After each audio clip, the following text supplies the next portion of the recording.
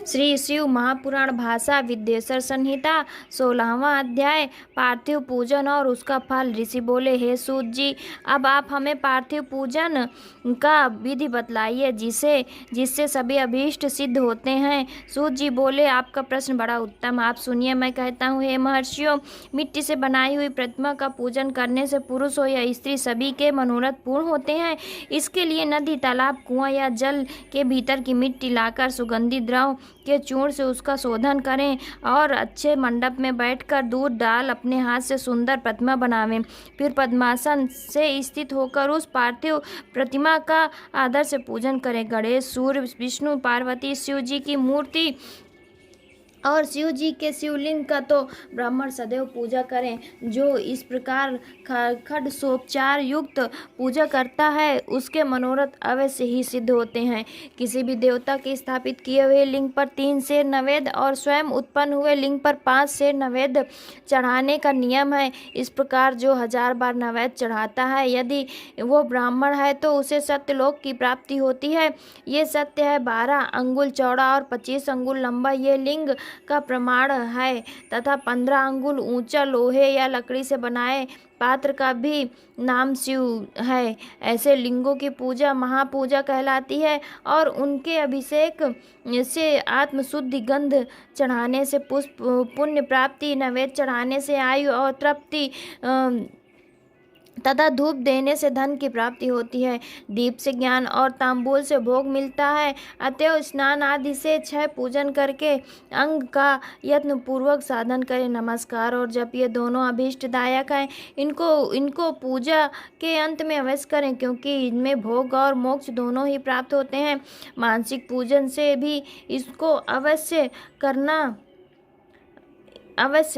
इनको अवश्य ही व्यवहार में लावें। जो जिस देवता की पूजा करता है वो उस देवता के लोक को प्राप्त होता है, साथ ही उसे उसके बीच के लोकों में भी यथेष्ट भोग मिलता है। हे महर्षियों, आप श्रद्धा से सुनिए, मैं विशेष रीति से वर्णन करता हूँ। इस भूलोक में श्री गणेश जी सम्यक प्रकार ऐसे पूजनीय हैं कि जिनमें अभीष्ट सिद्ध होती है। जैसे शिव जी के नियत किया है उसके अनुसार तिथिवार, नक्षत्र आदि का समुचित विचार कर जो सविधि इसकी पूजा करता है उसके कौन से मनोरथ पूर्ण नहीं होते। गणेश पूजन से सभी प्रकार के पाप दूर भाग जाते हैं और वो अपनी सभी अभीष्टों को पूर्ण करते हुए मोक्ष तक को पहुंच जाता है। इसी प्रकार श्री विष्णु जी का जो तथा और भी देवताओं की जो उसकी पूजा करना चाहता है, उन देवताओं के वार, तिथि, नक्षत्र का विचार कर खड्गोपचार पूजन भजन करे तो उसके अभीष्ट की प्राप्ति होती है। शिव जी का पूजन तो सभी मनोरथों को देने वाला है।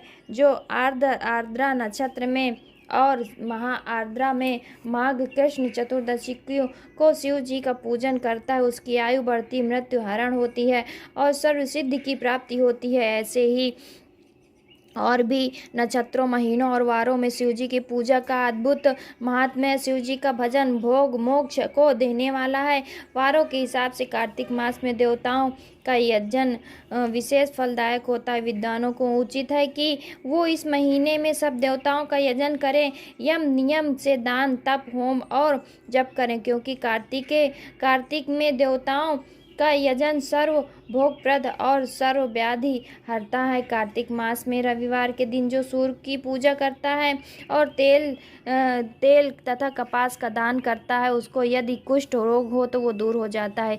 इस प्रकार शिव जी का पूजन कर के अनेक विधान है। जो अपने मन को या जीवन को शिव जी को अर्पण कर देता है उसे शिव जी सायुज्य मुक्ति प्रदान करते हैं। योनि और लिंग इन दोनों स्वरूपों के शिव जी के रूप में समाविष्ट होने के कारण शिव जी जगत के जन्म निरूपक हैं और इस नाते से जन्म की निवृत्ति के लिए शिव जी का जन्म पूजन का अलग विधान भी है।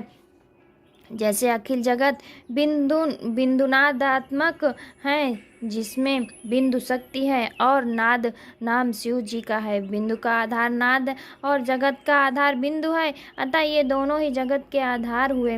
बिंदु देवी और नाद शिव हैं। इसी से ये दोनों शिवलिंग नाम से कहे गए। अतः जन्म की निवृत्ति के लिए शिवलिंग को पूजें। देवी रूप माता बिंदु और शिव रूप पिता नाद हैं। पूज्य माता पिता की पूजा करने से निश्चय ही परमानंद प्राप्त होता है।